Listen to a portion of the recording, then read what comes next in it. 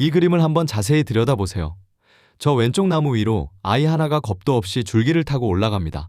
이쪽에선 한 아이가 허리를 잔뜩 숙이고 팽이에 감은 끈을 채찍처럼 후려쳐 핑그르르 돌립니다. 저기선 굽힌 친구 등 위로 아이들이 차례차례 올라타 버팁니다. 우리 말뚝박기 그대로죠. 나무 타기, 팽이치기, 말뚝박기. 어릴 적 한 번쯤 해봤을 눈에 익은 놀이들이죠. 그런데 이 그림 놀랍게도 지금으로부터 500년 전에 그려졌습니다. 500년이라는 까마득한 시간을 사이에 두고 아이들이 노는 모습이 어쩌면 이렇게 똑같을 수 있을까요? 게다가 가만히 들여다보면 더 이상한 게 하나 있습니다.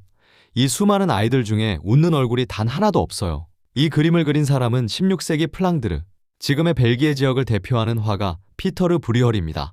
브리헐은 왕이나 성인을 그리는 대신 들에서 일하고 마을에서 부대끼는 보통 사람들의 삶을 남달리 따뜻하게 담았습니다. 그런 그가 1560년 마을 아이들이 노는 풍경을 이 한 장에 빼곡히 담았습니다. 바로 이 작품 아이들의 놀이죠. 지금은 오스트리아 빈의 미술사 박물관에 걸려 있습니다. 가로 1m 60 남짓한 화면에 아이가 230명 넘게, 놀이는 확인된 것만 83가지. 그야말로 놀이의 백과사전입니다. 자, 그럼 우리도 이 마을 골목으로 함께 걸어 들어가 볼까요? 골목 어귀에 들어서기만 해도 눈이 어지럽습니다. 뛰는 아이, 구르는 아이, 악을 쓰는 아이까지. 이 좁은 마을이 통째로 하나의 놀이터입니다. 돈도 번듯한 장난감도 없던 시절, 아이들이 가진 미천이라곤 제 몸뚱이 하나가 전부였습니다. 그래서 풀밭에 이 아이는 다리를 하늘로 곧게 세워 세상을 통째로 거꾸로 뒤집어 봅니다. 그 옆 친구는 대굴대굴 굴러 어지러움을 즐기고요. 누구는 겁도 없이 기어이 나무줄기를 타고 오릅니다. 높은 데서 내려다보는 그 아찔한 맛을 아이들은 예나 지금이나 못 참죠. 강가에선 아이들이 옷을 훌훌 벗고 물에 몸을 담그거나 첨벙첨벙 헤엄을 칩니다. 수영장이 없던 그 시절, 마을의 개천은 세상 제일 가는 물놀이터였습니다. 한쪽에는 힘께나 쓴다는 아이들이 모였습니다. 두 아이가 저마다 친구를 등에 업고 업힌 둘이 서로를 잡아당겨 떨어뜨리려 합니다. 지금 운동회의 기마전 그대로죠. 저 위쪽 골목에선 두 아이가 뒤엉켜 나뒹굽니다. 위를 차지하려는 아이와 버티는 아이. 우리가 씨름이라 부르는 그 몸싸움입니다. 허리 숙인 친구의 등을 이번엔 올라타는 대신 짚고 훌쩍 뛰어넘는 아이들도 있습니다. 등 짚고 넘기죠. 누가 더 멀리 넘느냐에 사내 아이들의 자존심이 걸립니다. 아이들의 세계에도 힘의 순위가 있고 이런 놀이는 그 순위를 정하는 저희들 나름의 진지한 겨루기였습니다. 그러다 놀이가 그만 진짜 싸움이 되기도 합니다. 저편엔 머리채를 붙잡고 울음을 터뜨린 아이도 보이죠. 웃다가 울고 울다가 언제 그랬냐는 듯 다시 뛰노는 게 또 아이들이니까요. 조금 더 애가 타는 놀이도 있습니다. 한 아이는 머리부터 천을 푹 뒤집어서 앞을 완전히 가렸습니다. 앞이 캄캄한 채로 오직 손끝의 감각만으로 친구를 더듬어 찾죠. 눈 가리고 하는 술래잡기입니다. 잡으려는 술래와 안 잡히려는 아이들 사이의 그 조마조마함은 500년이 지나도 변하지 않았습니다. 창가에선 한 아이가 허연 가면을 얼굴에 척 갖다 대고 밖을 내다봅니다. 무서운 얼굴로 남을 놀래주려는 아이들의 오랜 장난이죠. 마당 한편에선 아이들이 앞사람 옷자락을 붙잡고 한 줄로 길게 늘어섰습니다.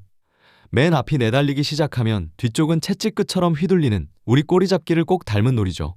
왁자지껄한 마당 한편에는 작은 것에 푹 빠져 꼼짝도 않는 아이들도 있습니다. 한 아이는 무릎을 꿇고 작은 뼈조각들을 손등에 올렸다 낚아챕니다. 양의 발목뼈로 하던 이 놀이가 멀리는 우리 공기놀이의 먼 조상입니다. 그 곁에 두 아이는 땅에 바짝 엎드려 동전을 던집니다. 던져놓은 동전 몇 밑에 온 세상 신경이 다 쏠려 있죠. 아이들은 어른의 세계를 곁눈질하며 그걸 놀이로 미리 살아봅니다. 한 여자아이는 강보에 싼 아기 인형을 진짜 아기인 양 두 손으로 곱게 안아들었습니다. 엄마를 흉내내며 누군가를 돌본다는 게 무엇인지 처음 배우는 겁니다. 낮은 탁자에 둘러앉은 아이들은 저희만의 좌판을 차렸습니다.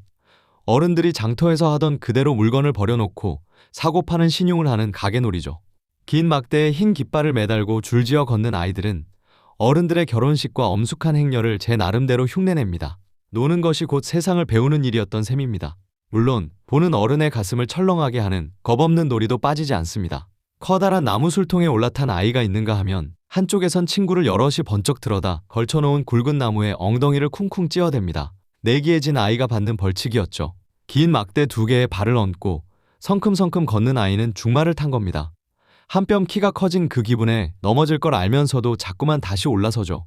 다리 사이에 머리 달린 막대말을 끼고 몰고 다니는 아이는 언젠가 진짜 기사가 되어 말을 몰 자신의 모습을 그려봤을지도 모릅니다. 이렇게 골목을 한 바퀴 돌았을 뿐인데 벌써 손에 다 꼽기가 벅찹니다. 그런데 이게 전부가 아닙니다. 이 그림 속에 숨은 놀이는 확인된 것만 83가지. 여러분은 지금까지 몇 가지나 찾으셨나요? 다 찾았다 싶어도 볼 때마다 새로운 놀이가 툭툭 튀어나오는 그야말로 놀이의 바다입니다. 그런데 여기서 처음에 그 이상한 점이 다시 떠오릅니다. 이 아이들 이렇게 신나게 노는데도 웃는 얼굴이 하나도 없어요. 표정은 무덤덤하고 얼굴만 떼어놓고 보면 어린아이가 아니라 몸집만 작은 어른 같습니다. 게다가 화면은 마치 새가 하늘에서 굽어보듯 저 높은 곳에서 마을 전체를 내려다봅니다. 어딘가 서늘한 느낌마저 들죠. 브리헐은 대체 왜 아이들의 놀이를 이토록 진지하고 빼곡하게 그렸을까요? 그래서 사람들은 오랫동안 이 그림을 마냥 즐거운 놀이 그림으로 보지 않았습니다. 아이들의 놀이에 빗대어 부질없는 일에 매달리는 어른들의 어리석음을 꼬집은 풍자화라고 읽었죠. 가령 화면 왼쪽 앞 대롱으로 비눗방울을 부는 아이. 곧 터져 사라질 그 방울은 덧없는 인생을 뜻한다고 보았습니다. 오른쪽에서 하염없이 굴러가는 굴렁쇠는 끝없이 되풀이되는 헛수고라고요. 놀이 하나하나에 그렇게 씁쓸한 뜻을 붙여 읽어온 겁니다.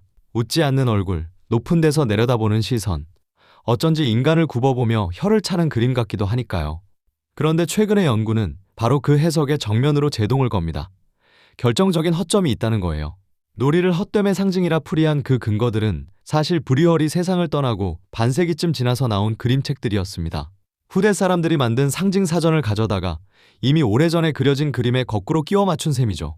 화가는 그런 뜻으로 그린 적이 없는데 말입니다. 정작 브리헐이 살던 시대에는 놀이를 그렇게 하찮게 보지 않았습니다. 오히려 정반대였어요. 같은 시대를 살았던 인문학자 에라스뮤스는 이렇게 말했습니다. 놀이만큼 무언가를 잘 배우게 하는 것도 없다고요. 실제로 몸으로 뛰노는 놀이는 튼튼한 몸을, 함께 겨루는 놀이는 규칙과 양보를, 어른을 흉내내는 놀이는 세상 사는 법을 아이에게 가르쳤습니다. 그러니 이 놀이들은 헛된 시간 낭비가 아니라 아이가 어른으로 자라기 위해 반드시 거쳐야 할 배움이었던 겁니다. 그림을 다시 보세요. 아이들 사이사이에 놀이를 지켜보고 거들어주는 어른이 6이나 서 있습니다. 방치가 아니라 돌봄인 거죠. 그러니 이 그림은 어리석음을 비웃으려 그린 조롱의 목록이 아닙니다. 놀이가 곧 배움이던 한 시대를 하나도 빠뜨리지 않고 통째로 화폭에 새겨넣은 기록입니다. 아이들이 웃지 않는 까닭도 어쩌면 그래서일 겁니다. 이들에게 노는 건 장난이 아니라 세상을 익히는 더없이 진지한 일이었으니까요. 그 골목에서 넘어지고 다투고 다시 손을 맞잡으며 아이들은 조금씩 어른이 되어갔습니다. 놀이는 곧 그 성장의 다른 이름이었던 셈이죠. 500년이 지난 지금도 우리 아이들은 나무를 타고 술래를 잡고 팽이를 돌립니다. 사람이 자라나는 방식은 조금도 변하지 않았습니다. 어쩌면 저 그림 속 230명의 아이들 사이에 어린 시절의 우리 자신도 어딘가 섞여 있을지 모릅니다. 달라진 게 있다면 아이들이 골목을 가득 메우던 저 풍경이 이제는 좀처럼 보기 어려워졌다는 것뿐이겠죠. 브리헐의 그림 한 장이 한 시대의 놀이와 배움을 통째로 박제해 500년을 건너 오늘 우리에게 살며시 건네준 셈입니다. 여러분은 이 그림에서 몇 가지 놀이를 찾으셨나요? 아직 못 찾은 놀이가 60가지쯤 더 숨어 있습니다. 여러분이 찾아낸 놀이도 댓글로 알려주세요. 또 다른 명화의 비밀이 궁금하시다면 구독, 좋아요, 그리고 댓글로 함께 해주세요.